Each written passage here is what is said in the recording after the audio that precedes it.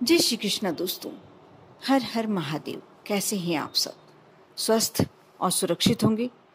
दोस्तों, आज मैं आप लोगों के लिए बहुत ही महत्वपूर्ण जानकारी अपने इस वीडियो के माध्यम से लेकर आई हूँ और आपको देने जा रही हूँ।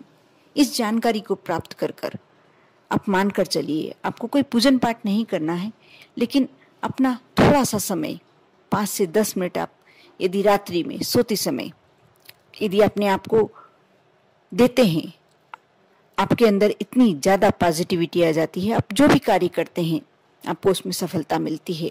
आप जिस क्षेत्र में सफलता चाहते हैं आपको अवश्य मिलती है। कारण इतना है कि सफलता हमें तब मिलती है जब हम अपने आप को अंदर से पूरा तरीके से उसके लिए तैयार रखते हैं। वह व्यक्ति जल्दी असफल होता है जिसने पहले ही अपने आप को फेल घोषित कर दिया हो, असफल घोषित कर दिया हो।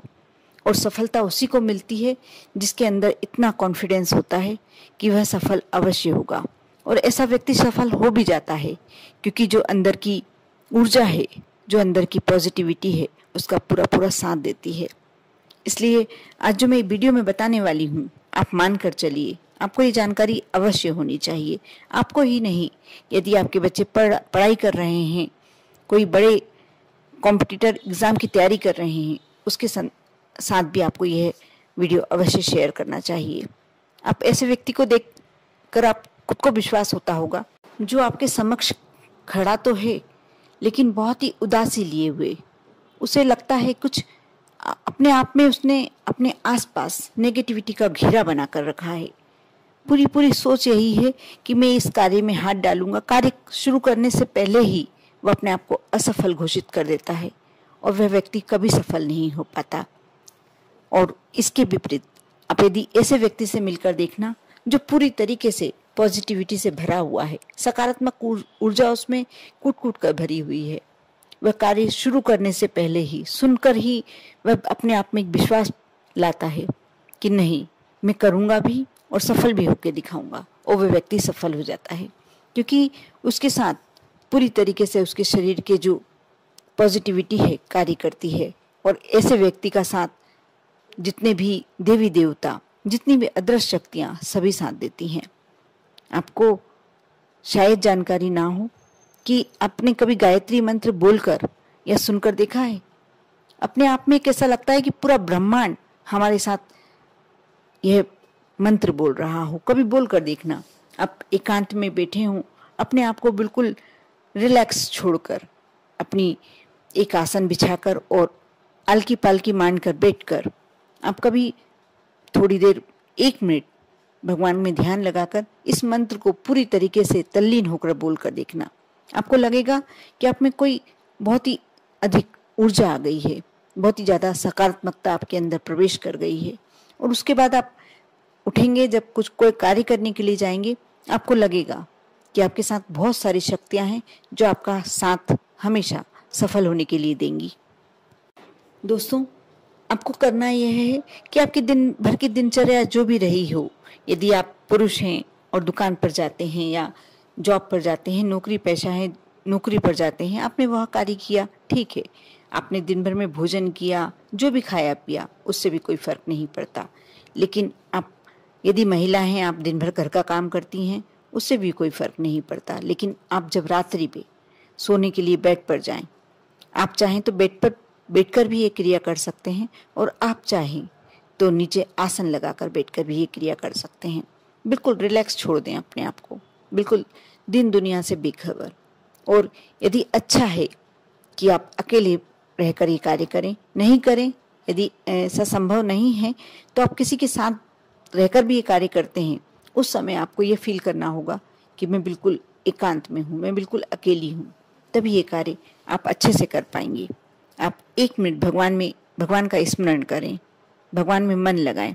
उसके बाद अपने आप को ओम का उच्चारण 2-3 बार करें, जिससे आपके अंदर एक शक्ति आ जाएगी, धार्मिक भावना आ जाएगी, आस्था प्रवेश कर जाएगी और आप अंदर से बिल्कुल हल्के फुल्के हो जाएंगे।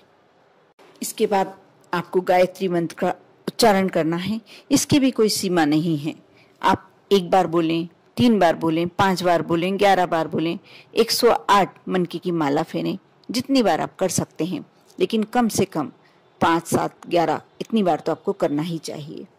आपके मन की जो भी इच्छा है, आपकी जो भी मनोकामना है, जैसे आप पढ़ाई से रिलेटेड कर रहे हैं, आपको कोई ऊंची पढ़ाई में जाना है या ऊंची पढ़ाई में सक्सेस होना है, तो आप जैसे सरस्वती देवी का जो भी बीज मंत्र आपको याद है, आप बीच में लगा सकते हैं। आपने एक गायत्री मंत्र किया, उसके बाद सरस्वती माँ का कोई भी मंत्र आप बीच में बोलें, फिर दूसरी बार आपने गायत्री मंत्र किया, फिर दूसरी बार आप सरस्वती माँ का मंत्र बोलें। इसी प्रकार आपको यदि धन की प्राप्ति करना है, आप धन के लिए कार्य कर रहे हैं, तो आप बीच में माँ लक्ष्मी का कोई भी मंत्र लगा सकते हैं, बीज मंत्र लगा सकते हैं। जैसे श्रीम, आपने एक बार गायत्री मंत्र बोला, उसके बीच में फिर आप श्रीम करके अपने मंत्र का उच्चारण करें, बीज मंत्र का उच्चारण करें। उसके बाद फिर से आपको गायत्री मंत्र का उच्चारण करना है। और आपको ऐसा है कि कोई भी ऐसी इच्छा, घर में शांति, तनाव समाप्त होना या हमारा परिवार सुखी रहे, इससे रिलेटेड कोई कामना करनी है, या आपको कोई स्पेशल किसी देवी माँ का बीज मंत्र नहीं आता है या नहीं बोलना है, सबसे अच्छा आप एक बार गायत्री मंत्र बोलें, उसके बाद ओमकारा का उच्चारण करें। जैसे ओम करके आपको उच्चारण करना है थोड़ी देर तक, जब तक सांस आप अंदर लेते हैं और जब तक सांस छोड़ते हैं, तब तक लंबा आपको उच्चारण करना है। जरूरी नहीं है कि ये उच्चारण बाहर तक आए, आप अंदर के अंदर भी कर सकते हैं। और ये कार्य करते हैं, उसके बीच में जब आप उठने लगे, जितनी बार आपको करना है उतनी बार कर लिया, उसके बाद उठने लगे, उस समय आप भगवान से विनती करें, प्रभु से विनती करें, जिसको भी जो भी आपके इष्ट हैं उनसे कर सकते हैं। इसमें भी आपको कोई स्पेशली किसी भगवान का नाम लेके नहीं करना, आप जिसकी भी पूजन करते हैं, जिसको भी मानते हैं, उनसे विनती करें कि मेरा ये कार्य आपको करना है। आप गुरुवार से शुरू करके 21 दिन कंटिन्यू भी कर सकते हैं, और चाहें तो 21 गुरुवार प्रति गुरुवार आप ये कार्य कर सकते हैं। गुरुवार से शुरू करना श्रेष्ठ फलदायक होता है, इसलिए गुरुवार का मैंने बताया। और आपको कुछ भी रख के नहीं बैठना, ना दीपक लगाना है, ना अगरबत्ती लगाना है, ना कोई विशेष व्यवस्था होना। भगवान के स्मरण के लिए आपको कोई भी वस्तु की आवश्यकता नहीं होती। लेकिन हाँ, इस बात का आपको ध्यान रखना होगा कि आप भले ही भगवान का स्मरण कर रहे हैं, लेकिन मासिक धर्म में आप ना करें। यदि आप महिला हैं और मासिक धर्म में हैं तो आप ये कार्य ना करें, क्योंकि यह पवित्रता भरा हुआ कार्य है और पवित्रता से ही करना चाहिए। बस उन दिनों को छोड़ दें जब आप अपने आप को भगवान की पूजन की योग्य नहीं समझते हैं, उस कार्य को उस समय के लिए ना करें। और यदि आप पुरुष हैं तो 30 दिन कर सकते हैं। किसी दिन कोई कारण से स्किप हो जाता है तो कोई प्रॉब्लम वाली बात नहीं है।